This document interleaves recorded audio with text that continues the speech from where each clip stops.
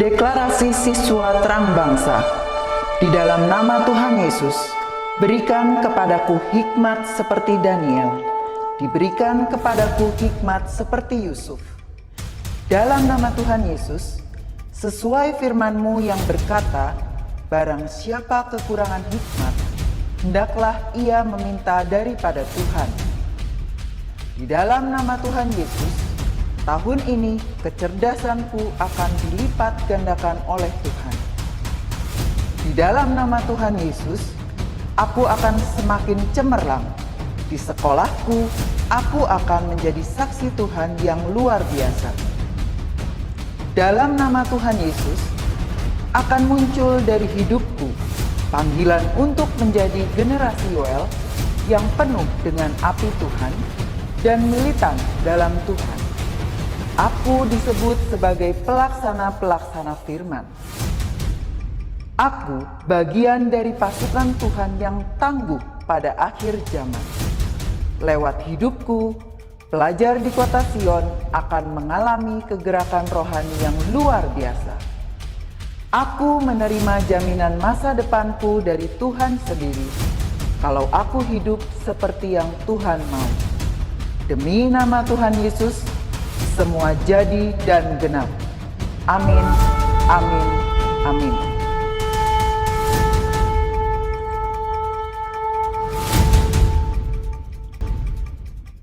Shalom, selamat pagi anak-anak semuanya. Puji Tuhan pada pagi hari ini kita bisa bertemu kembali. Sebelum kita memulai pelajaran, kita akan mulai devotion terlebih dahulu. Kita akan datang kepada Tuhan. Kita akan naikkan pujian, ku ingin dengar cerita.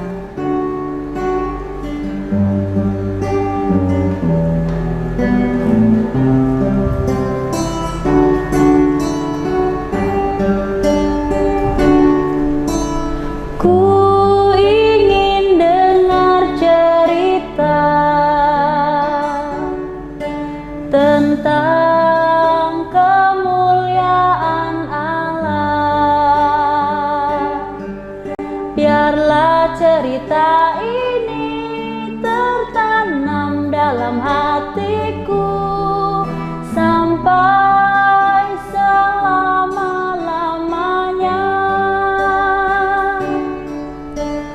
Ku ingin dengar cerita tentang kemuliaan Allah. Biarlah cerita ini tertanam dalam hatiku sampai selama-lamanya.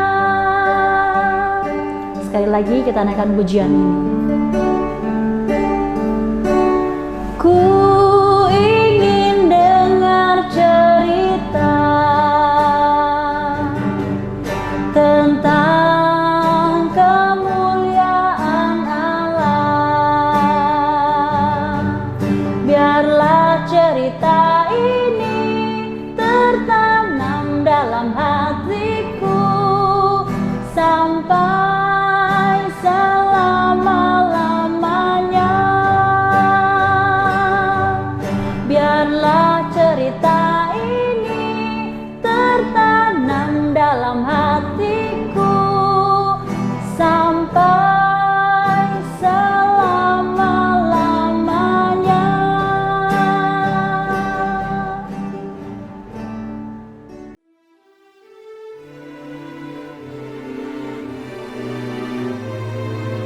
Mazmur 91 ayat 1 sampai 16. Dalam lindungan Tuhan. Orang yang duduk dalam lindungan yang maha tinggi dan bermalam dalam naungan yang maha kuasa akan berkata kepada Tuhan, tempat perlindunganku dan kubu pertahananku, Allahku yang kupercayai.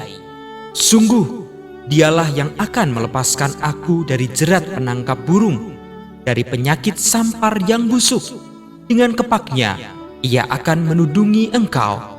Di bawah sayapnya engkau akan berlindung. Kesetiaannya ialah perisai dan pagar tembok. engkau tak usah takut terhadap kedahsyatan malam, terhadap panah yang terbang di waktu siang, terhadap penyakit sampar yang berjalan di dalam gelap, terhadap penyakit menular yang mengamuk di waktu petang. Walau 1000 orang rebah di sisimu dan 10.000 di sebelah kananmu, tetapi itu tidak akan menimpamu. Engkau hanya menontonnya dengan matamu sendiri dan melihat pembalasan terhadap orang-orang fasik. Sebab Tuhan ialah tempat perlindunganmu, yang maha tinggi telah kau buat tempat perteduhanmu. Malapetaka tidak akan menimpa kamu, dan tulah tidak akan mendekat kepada kemahmu, sebab malaikat-malaikatnya akan diperintahkannya kepadamu untuk menjaga engkau di segala jalanmu.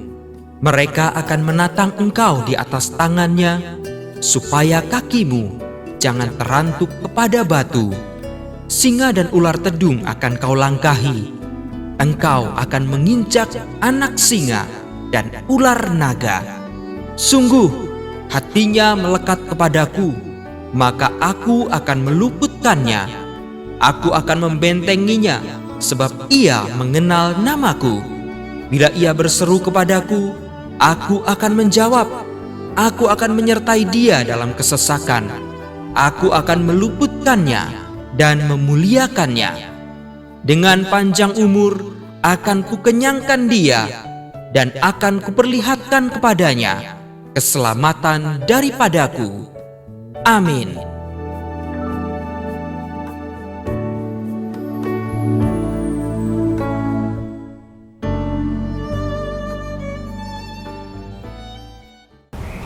Selamat pagi anak-anak semuanya. Sebelum kita mendengarkan firman Tuhan, Miss Maria mengajak anak-anak semuanya untuk satu dalam doa. Kita satu dalam doa ya. Tuhan Yesus, terima kasih atas hari yang indah yang telah Tuhan berikan kepada kami. Terima kasih Tuhan, kami boleh menikmati malam hari dengan tidur nyenyak dan bangun di pagi hari ini dengan tubuh yang sehat, tenaga yang telah Kau pulihkan, dan berkat yang sudah Engkau siapkan. Sebentar kami akan mendengarkan firman-Mu Tuhan. Engkaulah yang memakai hati kami, pikiran kami, sehingga kami dapat menjadi anak-anak yang dapat Engkau bentuk seturut dengan kehendak-Mu. Pakai kami Tuhan Yesus untuk menjadi anak-anak yang takut akan Tuhan dan menjadi anak-anak saksi Tuhan. Terima kasih Tuhan Yesus. Ini doa dan ucapan syukur kami dalam nama Tuhan Yesus Kristus. Haleluya. Amin. Ya, anak-anak semuanya, Miss Maria mau mengajak anak-anak membuka bacaan di Yohanes 11 ayat 1 sampai 44. Di sini Miss Maria akan menceritakannya secara singkat karena dalam bacaan di Alkitab itu agak panjang ya, ayat 1 sampai 44. Perikopnya ini menceritakan tentang kebangkitan Lazarus. Ya, ada seorang yang bernama Lazarus. Dia sedang sakit, saudara dari Marta dan Maria, perempuan yang pernah mengurapi kaki Yesus. Maria dan Marta memberitahukan kabar keadaan Lazarus kepada Yesus Kristus dengan harapan Yesus dapat menyembuhkan Lazarus. Namun setelah ditunggu-tunggu, Tuhan Yesus kok nggak datang-datang ya. Mereka, Marta dan Maria ini merasa gelisah, merasa susah hati. Nah, karena yang ditunggu-tunggu belum datang-datang, sampai akhirnya Lazarus itu meninggal. Nah, tiba 4 hari setelah Lazarus meninggal, Tuhan Yesus baru datang menemui Marta. Dan di saat menemui Marta, Tuhan Yesus berkata seperti ini di ayat ke-25. Miss Maria bacakan ya. Akulah kebangkitan dan hidup. Barang siapa percaya kepadaku, ia akan hidup walaupun ia sudah mati. Ayat ke-26 kita lanjutkan. Dan setiap orang yang hidup dan yang percaya kepadaku tidak akan mati selamanya. Percayakah engkau akan hal ini? Dan apa yang Marta jawab? Kita baca. Di ayat ke-27, jawab Marta, "Ya Tuhan, aku percaya bahwa Engkaulah Mesias, Anak Allah, Dia yang akan datang ke dalam dunia." Nah, di sini Tuhan berkata kepada Marta, "Percayakah engkau kepada aku?" Dan Marta berkata, "Ya Tuhan, aku percaya." Padahal di situ Marta mengetahui bahwa Lazarus sudah meninggal. Lalu buat apa Tuhan Yesus datang? Ya kan? Karena toh juga sudah terlambat. Tapi dalam bacaan ini ada lanjutannya, yaitu Marta mengajak Tuhan Yesus berjumpa kepada Maria untuk menuju ke kubur Lazarus. Namun setelah Tuhan Yesus berjumpa dengan Maria, ternyata Maria itu tidak sendirian. Maria bersama dengan orang-orang Yahudi. Dan anak-anak harus tahu, orang-orang Yahudi itu ternyata tidak suka loh sama Tuhan Yesus.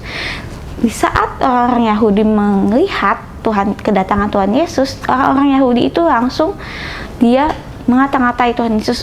Buat apa? Datang, toh kan udah telat. Ini Lazarus nih udah meninggal loh. Jadi buat apa, sia-sia lah. Itu dalam bahasa kita sehari-hari ya. Nah, tapi di sini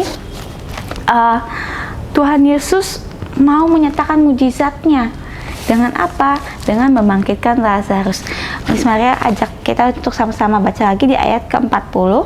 Di sini Yesus menjawab, "Bukankah sudah kukatakan kepadamu, jikalau engkau percaya, engkau akan melihat kemuliaan Allah?" Ayat 41, maka mereka mengangkat batu itu, lalu Yesus menengadah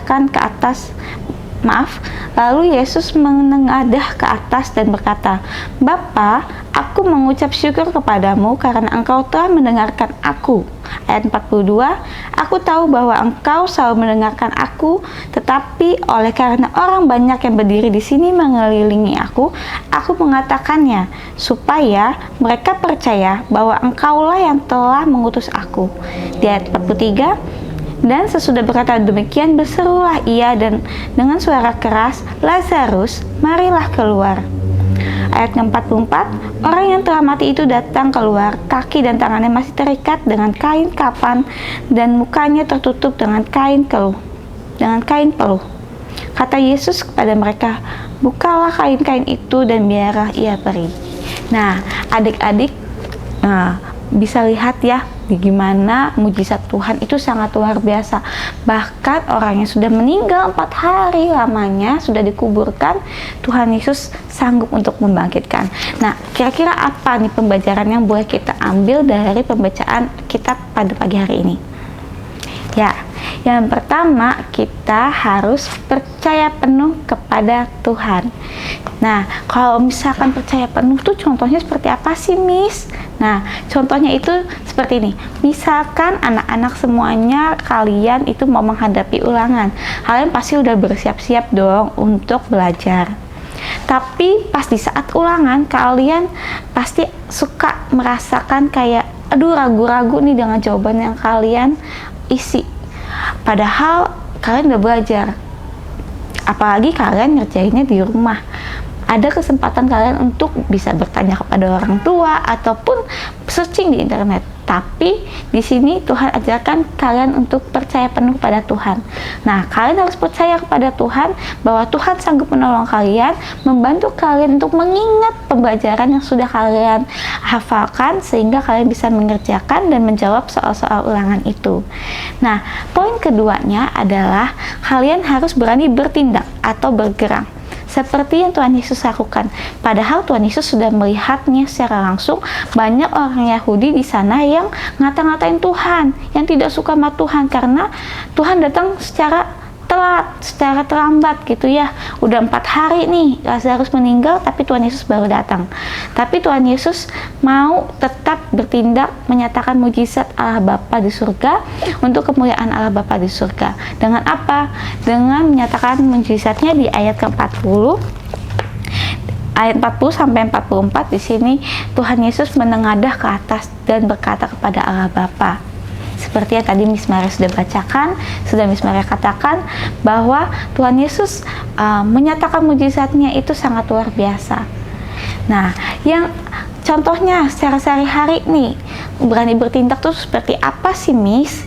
Berani bertindak itu sama halnya kayak adik-adik atau anak-anak semuanya melihat mama di rumah lagi sibuk lagi sibuk mandiin adiknya ataupun lagi sibuk masak, tapi kalian males nih, lagi males, pengen makan, lapar, tapi males ngambilnya. Biasanya di antara kalian pasti ada yang, "Mama, tolong dong ambilin makan, aku lapar nih." Atau mungkin sampai disuapin. Ayo, ada nggak di sini anak-anak yang masih mau minta-minta mamahnya, "Tolong, Mama ambilin dong makanannya, Mama suapin dong, aku males nih, mager, lagi enak tiduran sambil main HP, main gadget." Ayo, ada nggak? Nah, sekarang Miss Maria ingatkan kepada anak-anak semuanya, jangan seperti itu. Kita harus berani bertindak dengan hal kecil saja, membantu mama di rumah. Misalkan mamanya lagi sibuk nyuci piring atau lagi sibuk mandiin dedek. Nah, kalian bisa membantu mama dengan cara apa? Dengan mungkin kalian bisa ngambil makan sendiri, atau setelah makan kalian mencuci piringnya sendiri, seperti itu. Hal-hal kecil saja terlebih dahulu ya. Poin ketiga adalah tidak ada kata terlambat. Sekalipun Marta dan Maria berpikir Tuhan Yesus telah datang terlambat, tapi ternyata cara pikir Tuhan Yesus dengan cara pikir Maria dan Marta itu berbeda ya. Nah, contohnya tidak ada kata terlambat ada seperti ini. Misalkan anak-anak di rumah ada yang sedang tidur asik-asik terus dibangunin sama mama ataupun sama koko sama cicinya. Pasti kalian kalau lagi tidur asik-asik dibangunin marah-marah kan, ngomel-ngomel, "Duh, Mami, kenapa sih kok bangunin aku? Aku kan lagi enak-enak tidur," ya kan? Padahal maksudnya Mami sama Koko sama Cici bangunin kalian itu apa? Biar kalian tidak kesiangan, tidak telat untuk ikut Zoom pembelajaran.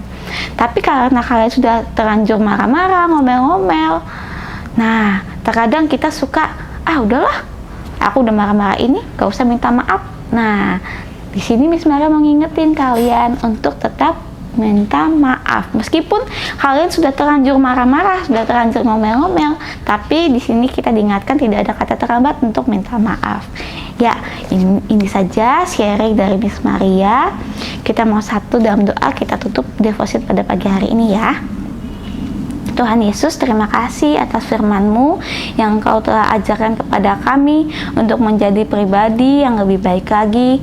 Kami percaya Tuhan kepadamu sepenuhnya. Kami percaya Tuhan tidak ada kata terlambat untuk berubah menjadi lebih baik. Kami juga mau Tuhan Engkau didik, Engkau ajar agar kami berani untuk bertindak. Kami berani untuk bergerak untuk kemuliaan nama-Mu Tuhan. Tuhan, sebentar kami akan memulai aktivitas pembelajaran kami pada sepanjang pagi hari ini. Kami mau mengundang Roh El Kudus untuk memberkati dan membimbing kami agar kami boleh mengikuti pembelajaran pada hari ini dengan baik. Engkau pun memberkati para guru di sekolah, Engkau memberkati kedua orang tua kami, dan juga Engkau memberkati teman-teman kami. Terima kasih Tuhan Yesus atas kebaikan-Mu. Ini doa dan permohonan kami di dalam nama Tuhan Yesus Kristus. Haleluya, amin. Selamat pagi, Tuhan Yesus memberkati.